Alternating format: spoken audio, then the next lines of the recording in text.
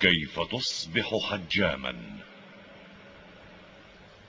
إن كنت تتمتع بقلب ثابت وجأش رابط، فبإمكانك بعد مراقبتك لعمل الحجامين فترة معينة أن تصبح حجاما. وعليك بتحضير الحاجيات التالية: كؤوس الحجامة، وهي المعروفة بكاسات الهواء، مصنوعة من الزجاج اليدوي ومتوفرة بالأسواق. المعقم، أيا كان من المعقمات للجروح السطحية. شمعة، شفرات حلاقة معقمة غير مستعملة مطلقا. علبة من المحارم الورقية. ويقوم الحجام بتحضير القصاصات الورقية قبل الحجامة، ويلفها بشكل قمع مخروطي الشكل من أوراق الجرائد لسهولة اشتعالها. يخلع الشخص الذي يريد أن يحتجم ملابسه العلوية ليبقى عاري الظهر بعد أن تدفأ الغرفة بحيث يتوفر الدفء المعتدل داخلها وليس الحر الشديد. يجلس المحتجم جلسة عادية متربعا على رجليه أو حسب الوضع الذي يرتاح به جسمه. المهم أن يكون بوضعية الجلوس على الأرض بظهر منتصب نوعا ما، ثم يمسك كأسا من كؤوس الحجامة بيده اليمنى، وبالأخرى يمسك مخروطا ورقيا ويشعله من الشمعة. ولما يصبح بأوج اشتعاله يدخله بسرعة داخل الكأس، وبخفة وسرعة يثبت الكأس بمنطقة الكاهل بأحد الموضعين اليميني أو اليساري. يمسك الحجام كأسا آخر وبنفس الطريقة يثبته بالموضع النظير للكأس الأول، ويجب أن يتأكد من قوة تثبيت الكأسين على الجسم وقوة شدهما للجلد.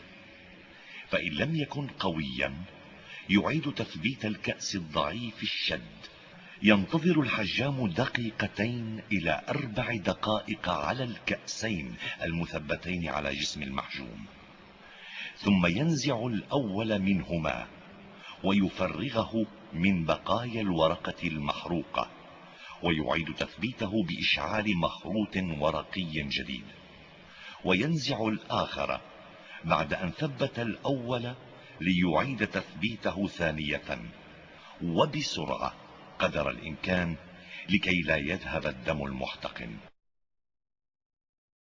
خلال التثبيت الثالث والأخير للكأسين يقوم الحجام بتعقيم الشفرة جيدا، ثم وبخفة وسرعة ينزع الكأس الأول ويعقم موضعه بقطعة قطن مبللة بمحلول المعقم أو برذاذ معقم، ويمسك مباشرة بين إبهامه وسبابته زاوية الشفرة، تاركا قسما بسيطا منها بارزا عن قبضته لها، ويشرط الجلد عدة شرطات سطحية مبتعدا قليلا عن التشريطة السابقة، وذلك من الأعلى إلى الأسفل، مسميا بالله، ولدى انتهائه من التشريط للموضع الأول يعود ويثبت الكأس بهذا الموضع بخفة وإتقان،